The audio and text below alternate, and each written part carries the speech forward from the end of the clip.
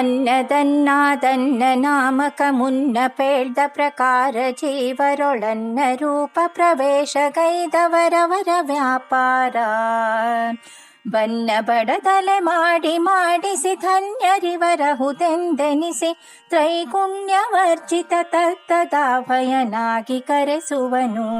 ತವ ಕಥಾಮೃತಂ ತಪ್ತಜೀವನಂ ಕವಿಭಿರೀಡಿತಂ ಕಲ್ಮಷಾಪಹಂ ಶ್ರವಣಮಂಗಲಂ ಶ್ರೀಮದಾತತಂ ಭುವಿ ಗೃಣಂತಿ ತೇ ಭೂರಿದಾ ಜನಾ. ದಾಸವರ್ಯಂ ದಯಾಯುಕ್ತಂ ದೂರೀಕೃತ ದುರಾಶಿಷಂ ಹರಿಕಥಾಮೃತಸಾರ ಭಕ್ತಾರಂ ಜಗನ್ನಾಥ ಗುರುಂ ಭಜೆ. ಶ್ರೀ ಹರಿಕಥಾಮೃತಸಾರ ದತ್ತ ಸ್ವಾತಂತ್ರ್ಯ ಸಂಧಿ ಪದ್ಯ 9. ಅನ್ನದನ್ನ ನಾಮಕ ಮುನ್ನೆ ಪೇಳ್ ಪ್ರಕಾರ ಜೀವರ ಎಂಬ ಈ ಪದ್ಯದಲ್ಲಿ ಶ್ರೀ ಜಗನ್ನಾಥದಾಸಾರ್ಯರು ಅನ್ನದ ಅನ್ನಾದ ನಾಮಕನಾದ ಅನಂತ ಮಹಿಮಾ ಪರಿಪೂರ್ಣನು ಸ್ಥೂಲ ಶರೀರಗತನಾಗಿ ಮಾಡಿಸುವ ವ್ಯಾಪಾರ ವಿಶೇಷವನ್ನು ತಿಳಿಸುತ್ತಾರೆ.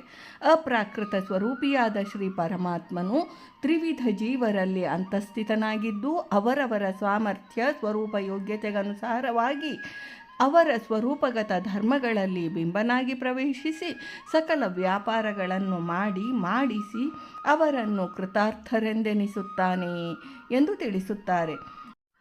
ಅನ್ನಂದದಾತೀತಿ ಅನ್ನದಹ ಎಂಬ ನಿರ್ವಚನ ರೀತ್ಯ ಸರ್ವಜೀವರಿಗೂ ಅವರವರ ಆಹಾರ ರೂಪವಾದ ಆಹಾರವನ್ನು ಕೊಡುವುದರಿಂದ ಶ್ರೀ ಪರಮಾತ್ಮನಿಗೆ ಅನ್ನದ ಎಂದು ಹೆಸರು.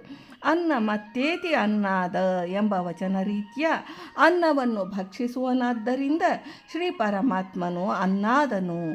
ಪ್ರಳಯ ಕಾಲದಲ್ಲಿ ತನ್ನಿಂದ ಸೃಷ್ಟರಾದ ಚರಾಚರಾತ್ಮಕವಾದ ಜಗತ್ತನ್ನೇ ನುಂಗುವುದರಿಂದ ಅವನಿಗೆ ಅನ್ನಾದನೆಂದು ಹೆಸರು.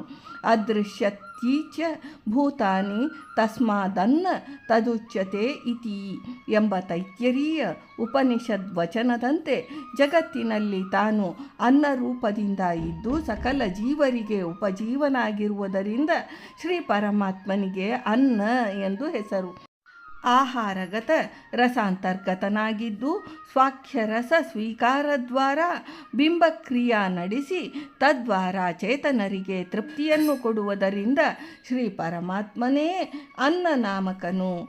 ದೇವತೆಗಳಿಗೆ ಸ್ವಾಹಾಖ್ಯ ಅನ್ನ ರೂಪದಿಂದ ಸ್ವಾಹಾ ನಾಮಕನಾಗಿ ವಾಸುದೇವ, ಪಿತೃದೇವತೆಗಳಿಗೆ ಸ್ವಧಾನ್ನ ಅನ್ನ ರೂಪದಿಂದ ಸ್ವಧಾ ನಾಮಕನಾಗಿ ಸಂಕರ್ಷಣ, ಮಾನವರಿಗೆ ಫಲಾಖ್ಯ ಅನ್ನ ರೂಪದಿಂದ ಫಲನಾಮಕನಾಗಿ ಪ್ರದ್ಯುಮ್ನ, ಪಶುಗಳಿಗೆ ತೃಣಾಖ್ಯ ಅನ್ನ ರೂಪದಿಂದ ತೃಣನಾಮಕನಾಗಿ ಅನಿರುದ್ಧ ಈ ಪ್ರಕಾರ ಅನ್ನ ನಾಮಕನಾಗಿದ್ದಾನೆ.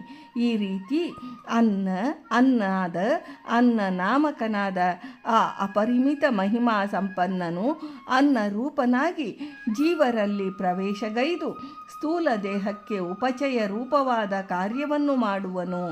ಆಗ ಜೀವನಿಗೆ ತೃಪ್ತಿಯುಂಟಾಗಿ ತಾನೇ ಅನ್ನವನ್ನುಂಡು ಜೀರ್ಣಿಸಿಕೊಂಡು ತೃಪ್ತಿ ಹೊಂದಿದ್ದೇನೆಂದು ತಿಳಿಯುವನು ಎಂದು ಶ್ರೀ ಜಗನ್ನಾಥದಾಸಾರ್ಯರು ತಿಳಿಸಿರುತ್ತಾರೆ. ಭಾರತೀ ರಮಣ ಮುಖ್ಯ ಪ್ರಾಣಾಂತರ್ಗತ ವೃಂದಾವನ ವಿಹಾರಿ ಶ್ರೀಕೃಷ್ಣಾರ್ಪಣಮಸ್ತು.